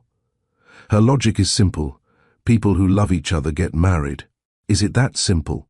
Griffin opened her car door. "Maybe it should be. Maybe we complicate things too much." Dinner was easy, easier than Lyric expected. They talked about everything, Sage, of course, but also their work, their dreams, their fears. Griffin told her about the therapy he'd done, the work of unlearning his father's toxic lessons about power and control. "My therapist asked me what I wanted my legacy to be," he said over pasta. "And I realized I'd been thinking about it all wrong. I was so focused on the company, on wealth, on making my father proud. But those things don't matter. The only legacy that matters is whether I was a good father, whether I loved well, whether I made the world better for the people I touched." "That's beautiful," Lyric said. "What did your father say when you told him that?" "That I was being naive. That legacy is about what you build, what lasts." In a way, he's right, but what lasts isn't buildings or money, it's the people you impact, the love you give. Sage is your legacy. Whatever you teach her, however you shape her character, that will outlast any company. Griffin reached across the table and took her hand. "You're wise, you know that? I'm a single mother who learned everything the hard way. No, you're a woman who turned pain into purpose, who took the worst thing that ever happened to her and used it to become stronger, better, more compassionate." Lyric felt tears threatening. "It didn't feel noble when I was doing it. It felt like survival. That's what makes it noble. You survived, you thrived, you raised an incredible daughter, built a successful business and, somehow, still have it in your heart to give me a second chance. Maybe I'm the naive one. Or maybe you're someone who believes people can change, and you're giving me the chance to prove it." After dinner, they walked along the Beltline, the Atlanta skyline glittering in the distance. It was comfortable, walking beside Griffin. Their rhythms matched. "Can I ask you something?" Griffin said. "Sure. What would it take for you to fully trust me again? I know we're not there yet, but what does that look like?" Lyric thought carefully. "Time. Consistency. Seeing you handle difficult situations without running. Watching you prioritize Sage even when it's inconvenient. And maybe—" She hesitated. "What?" "Maybe falling in love with who you are now. Not just remembering who you were. We're both different people. If this works, it has to be because of who we are today, not nostalgia for who we were. That's fair. And for what it's worth, I'm already falling in love with who you've become." Lyric's heart skipped. "Griffin, too much? Too soon?" "No, just scary. In a good way." He stopped walking and turned to face her. I know we're taking this slow. I know there's a lot of history to work through, but I need you to know something. I'm all in. Whatever pace you need, whatever boundaries you set, I'm committed to this, to us. What if I can't get there? What if the hurt runs too deep? Then we'll still be great co-parents, and I'll spend the rest of my life grateful for whatever you can give me. But I'm choosing to believe we can have more, that we can build something even stronger than what we had before. Lyric looked up at him, this man who'd broken her and was now carefully, patiently putting the pieces back together. "Kiss me," she said. "What?" "I need to know if it still feels the same, if there's still that connection." Griffin cupped her face gently, giving her time to change her mind. When she didn't, he leaned down and kissed her. It was soft and careful at first, both of them tentative, but then muscle memory kicked in, and familiarity, and something deeper. Lyric felt 4 years of ice begin to melt. This wasn't the same as before.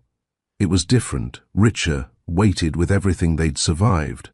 When they pulled apart, both were breathless. "Well?" Griffin asked. "Still there," Lyric whispered. "Definitely still there." They spent the rest of the evening walking and talking, stealing kisses, laughing like they used to.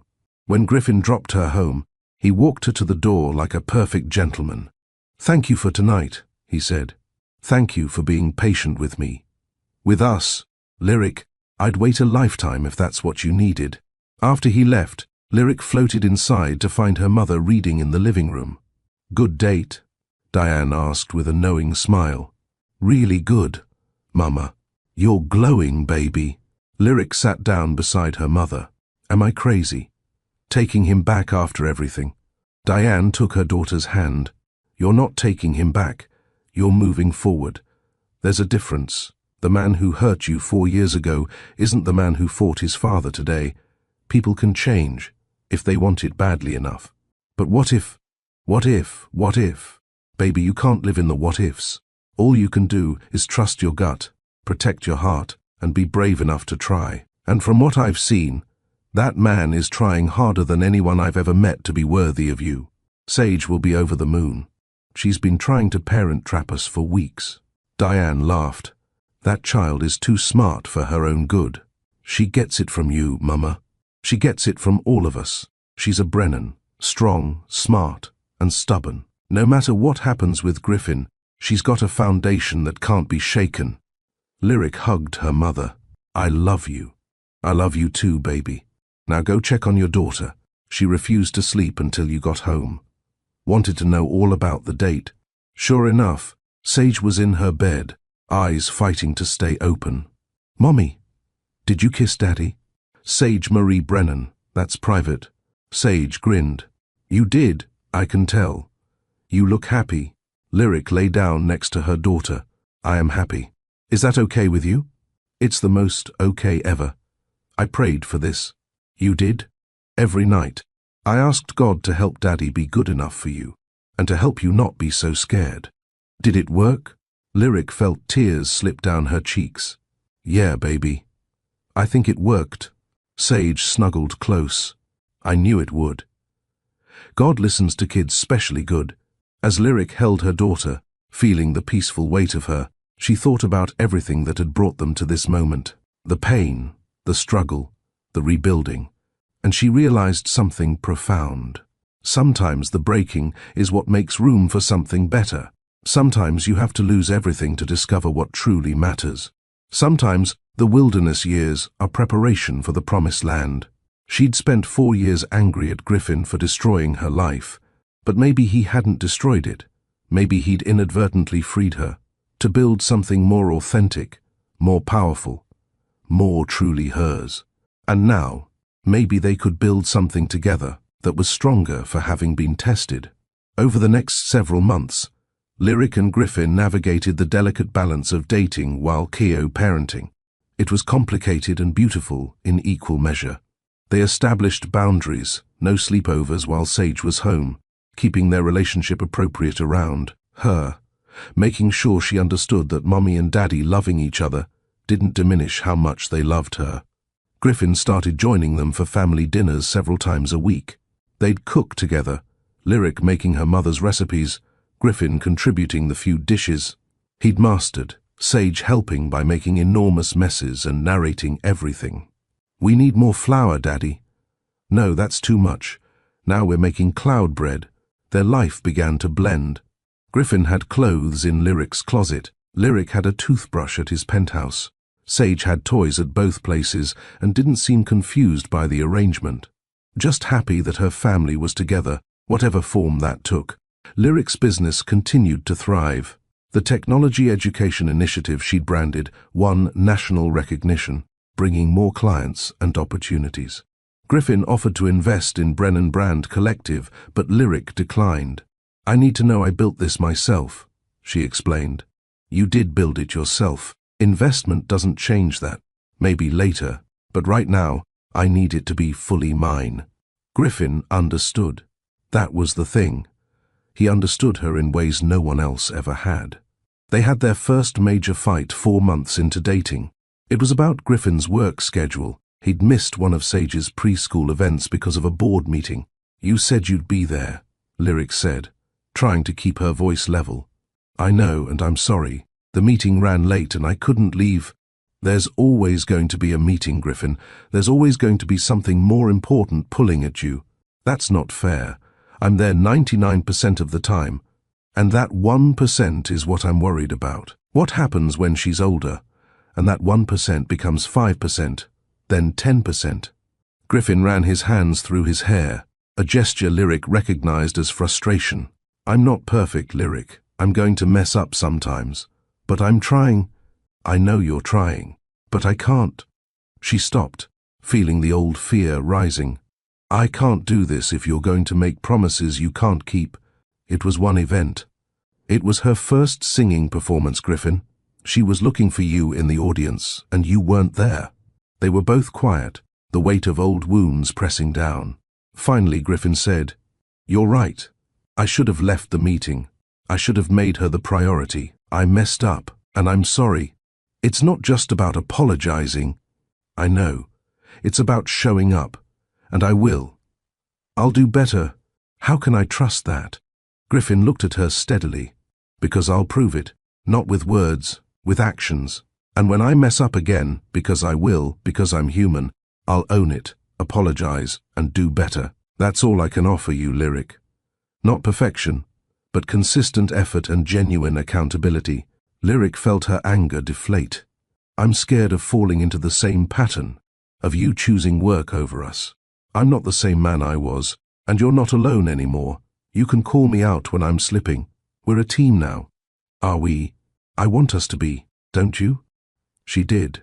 That was the truth of it. Despite her fear, despite the history, she wanted this. Wanted him. Wanted the family they were building together. "Yeah," she said softly. "I do." They worked through it. And true to his word, Griffin did better. He started blocking off time for Sage's events in his calendar as non-negotiable. He delegated more at work. He showed Lyric that she and Sage were his priority, not just in words but in choices.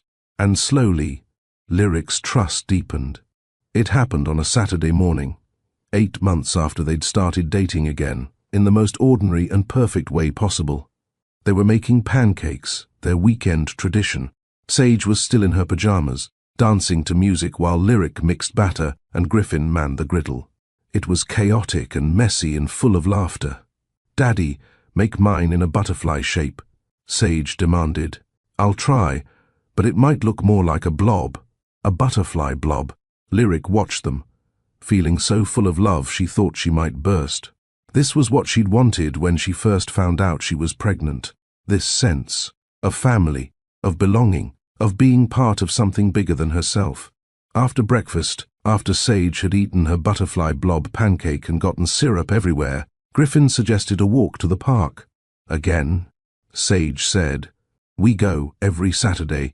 "Humor me," Griffin said. Something in his voice made Lyric pay attention. He was nervous. She could see it in the way he kept fidgeting with his watch. At the park, at the exact bench where they'd had their first meeting, after Sage learned Griffin was her father, Griffin stopped. "Lyric, can you sit for a minute?" "Daddy, what are you doing?" Sage asked, clearly in on something. Griffin knelt down in front of Lyric, and her heart started pounding. 4.5 years ago, I made the worst mistake of my life. I let fear control me. I chose wrong, and I lost the most important person in my world. Tears were already streaming down Lyric's face. You could have, should have, refused to ever speak to me again. But you gave me a chance to know our daughter, and then, somehow, you gave me a chance to prove I'd changed. You let me back into your life, into your heart, even though I'd shattered it. Griffin, these past months with you and Sage have been the happiest of my life. Every dinner, every silly pancake breakfast, every bedtime story. These are the moments that matter. You two are what matters. And I don't want to spend another day not being fully, completely, officially your family. He pulled out a small velvet box, and Sage squealed with excitement. Lyric Brennan, you are the strongest, most brilliant, most compassionate person I've ever known. You're an incredible mother, a visionary businesswoman, and the love of my life. I know I don't deserve you, but I'm asking anyway. Will you marry me?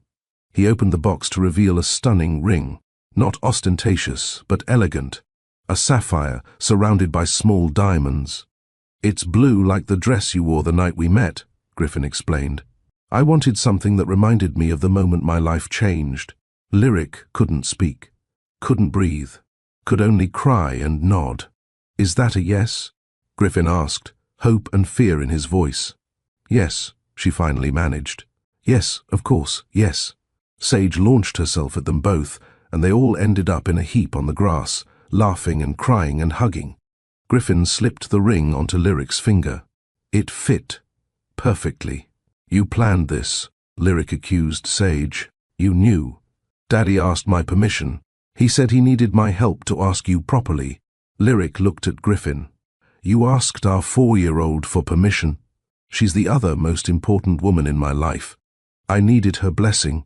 What did you tell him, baby? Sage got very serious. I said only if he promised to love you forever and ever, and always make you happy, and never make you cry sad tears. And he promised. Griffin wiped tears from Lyric's cheeks. All happy tears from now on. That's my goal. That's impossible, Lyric said, laughing through her tears. Life has sad moments. Then I'll be there for those too. Whatever comes, we face it together. All three of us. The engagement brought unexpected complications. The announcement in the business community created buzz. CEO Griffin Hale marrying marketing. Consultant Lyric Brennan, with a 4-year-old daughter no one knew existed. There were think pieces online, gossip in social circles, speculation about their story. Lyric found it invasive and exhausting. Everyone has an opinion about our family, she said to Tiona over coffee. Let them talk. You know your truth. Some of the comments are awful. They're saying I trapped him with a baby, that I'm after his money. Lyric, people who don't know you will always create narratives that fit their worldview. The people who matter know the real story. Still, it stung.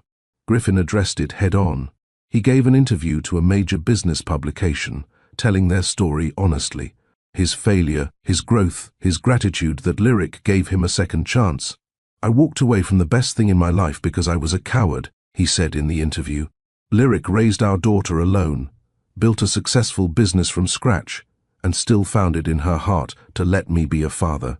She didn't trap me, she freed me from expectations that were killing me, from a life that looked successful but felt empty. She and Sage are my real life. Everything else is just noise. The interview changed the narrative. Suddenly, they weren't a scandal. They were a redemption story, a love story, a reminder that people could change and families could heal.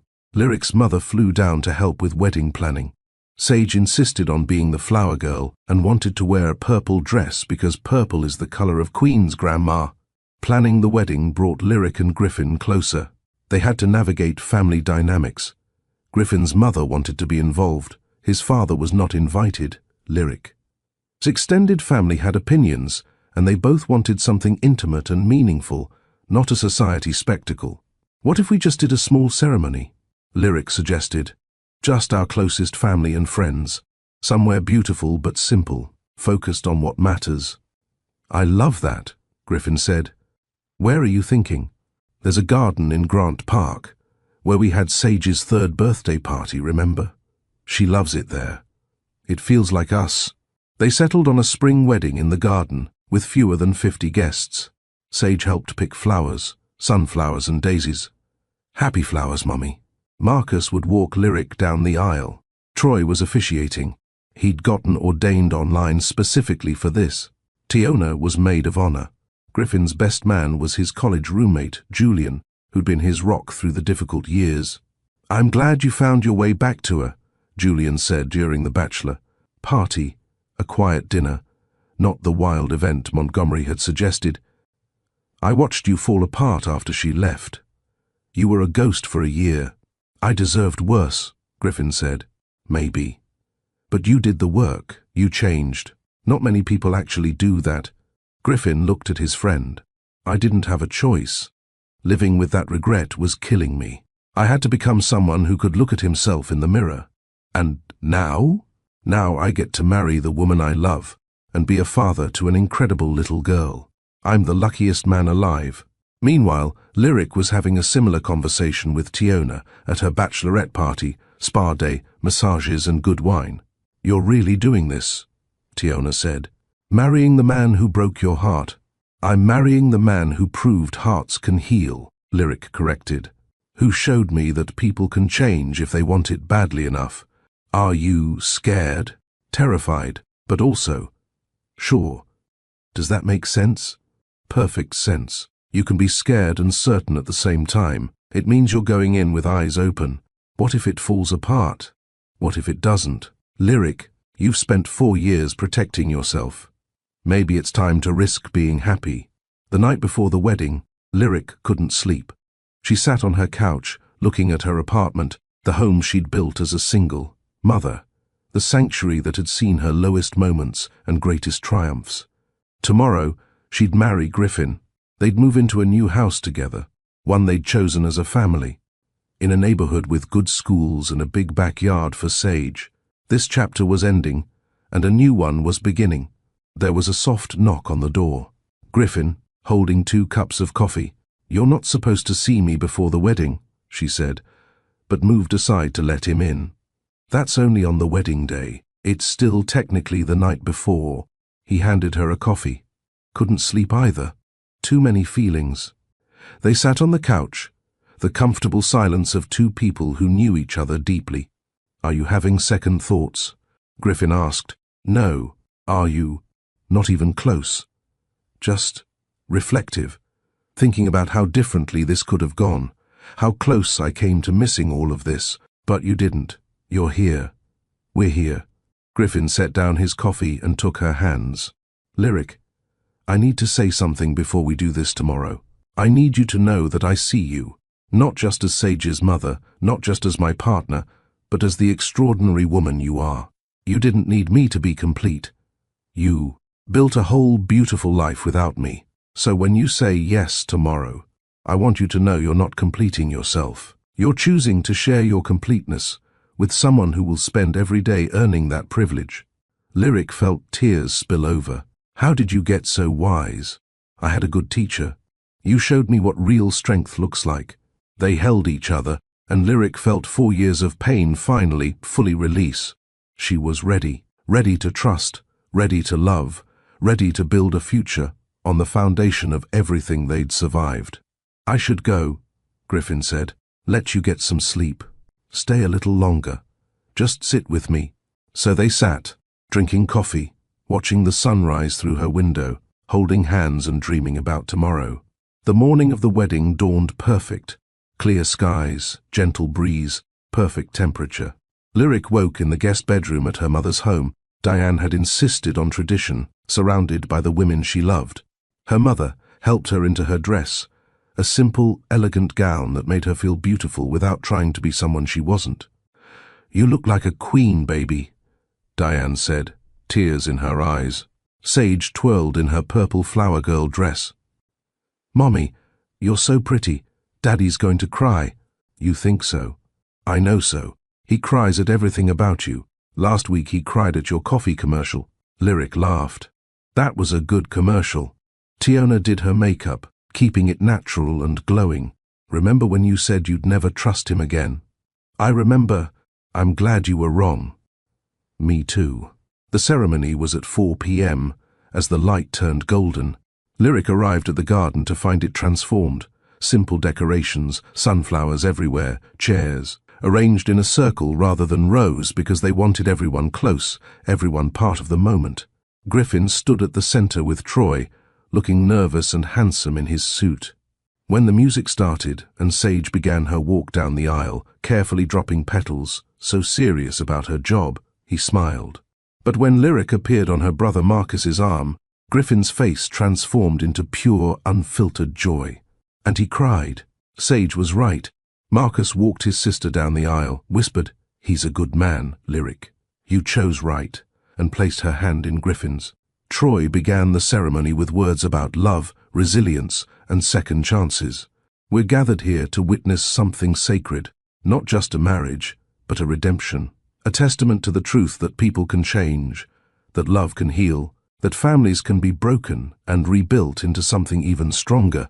He spoke about Lyric's journey, about Griffin's transformation, about Sage being the miracle that brought them full circle. Then it was time for their vows. Griffin went first, his voice steady despite the tears streaming down his face. Lyric, 4.5 years ago, I was given a gift, your love, your trust, and the news that we'd created a life together. And I threw that gift away out of fear. I've spent every day since trying to become worthy of a second chance. You are my North Star, my conscience, my home. You showed me what courage looks like when you chose to have Sage despite my threats. You showed me what strength looks like when you rebuilt your life from nothing. And you showed me what grace looks like when you let me back in. I promise to spend every day honoring these gifts. I promise to love you in the hard times and the easy times when you're at your best and when you're struggling. I promise to be your partner in building a life of meaning, purpose, and joy. I choose you, Lyric Brennan.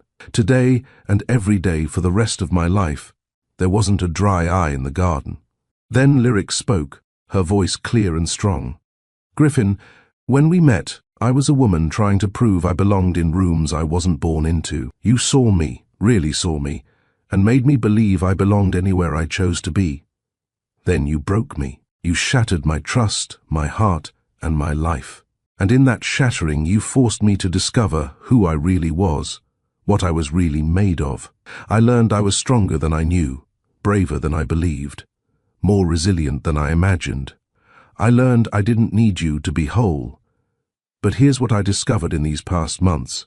I don't need you, but I choose you. I choose to share my life, my daughter, my dreams with you. Not because you complete me, but because you complement me. You make me want to be even better. You challenge me, support me, and love me with an intensity that still takes my breath. A way I promise to trust you with my heart, even when fear whispers that I shouldn't. I promise to believe in your growth, even when old wounds ache. I promise to build a life with you based on who we are now, not who we were. I choose you, Griffin Hale, freely, completely, joyfully. They exchanged rings, simple platinum bands engraved with the date and all in, their private promise to each other. Troy pronounced them married, and when Griffin kissed Lyric, it was like coming home. Sage cheered louder than anyone, yelling, "That's my mommy and daddy." The reception was in the same garden, under string lights as evening fell. There was dinner, dancing, toasts that made everyone laugh and cry. Marcus's toast to my sister, who taught us all that breaking can be the beginning of becoming. And to Griffin, who proved that the measure of a man isn't his mistakes, but how he makes amends. Welcome to the family, brother. Tiona's toast. I've known Lyric for 10 years, and I've never seen her happier than she is right now. Griffin, you better keep it that way, or you'll answer to me. Griffin's toast to Lyric, to my wife, those are the best 2 words I've ever said.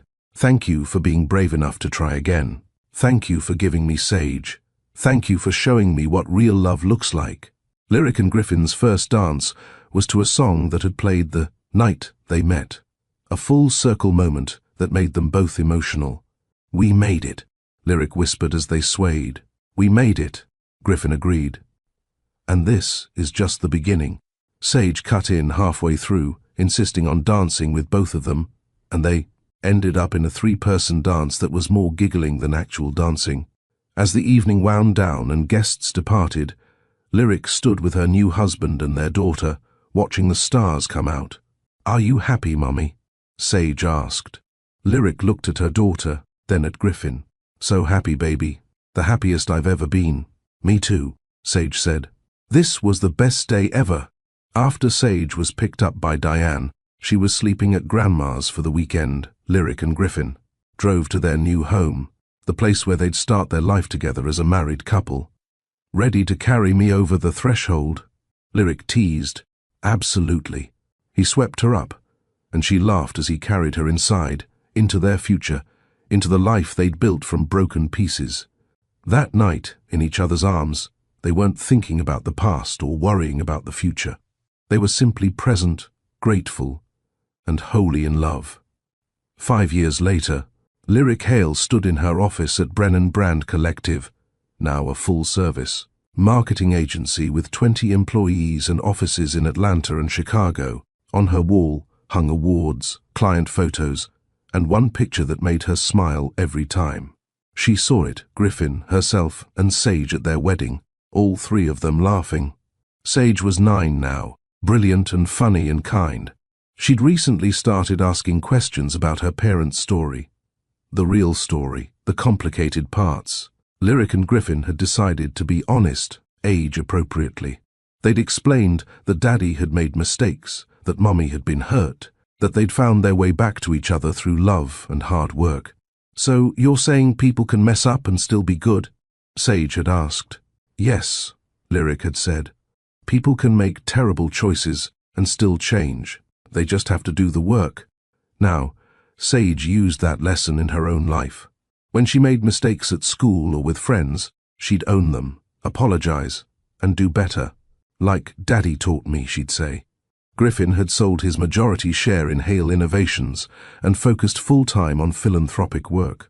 The technology education initiative he'd founded had expanded to 30 states, bringing coding and STEM education to underprivileged communities.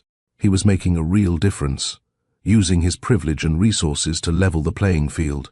Montgomery Hale had eventually asked to meet Sage after years of respecting the boundaries they'd set. The meeting had been stiff and awkward, but civil. He was learning, slowly, to be a grandfather. Trust was earned incrementally, and he was earning it. Lyric and Griffin had welcomed twins 2 years ago, a boy and a girl, named Miles and Maya. Sage was an attentive, loving big sister who took her role very seriously. Their life wasn't perfect. They had arguments, stresses, and challenges, like any family. But they faced them together, with honesty and commitment. On their 5th wedding anniversary, they went back to the garden where they'd married. Sage was with them this time, older and wiser. "Do you ever regret how things happened?" Griffin asked Lyric as they walked the same paths. Lyric considered the question. "I regret the pain. I regret the years we lost, but I don't regret the journey, because the woman I became in the wilderness, the strong, independent, sure version of myself, that's who you married, not the woman I was before. And our relationship now is deeper because we've tested it. So no regrets, no regrets. Everything, the good and the bad, brought us here.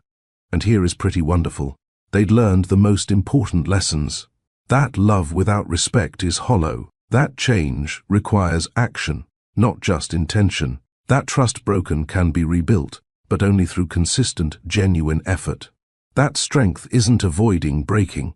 It's learning to rebuild yourself better than before. That real family isn't about perfection. It's about showing up, even when it's hard. That the wilderness seasons of life often prepare us for the promised land. That forgiveness doesn't mean forgetting. It means choosing not to let the past poison the future. That you can be both independent and in love, both strong and vulnerable, both scarred and healed. Sage ran ahead on the path, then turned back to her parents. "Come on, I want to show you where you got married."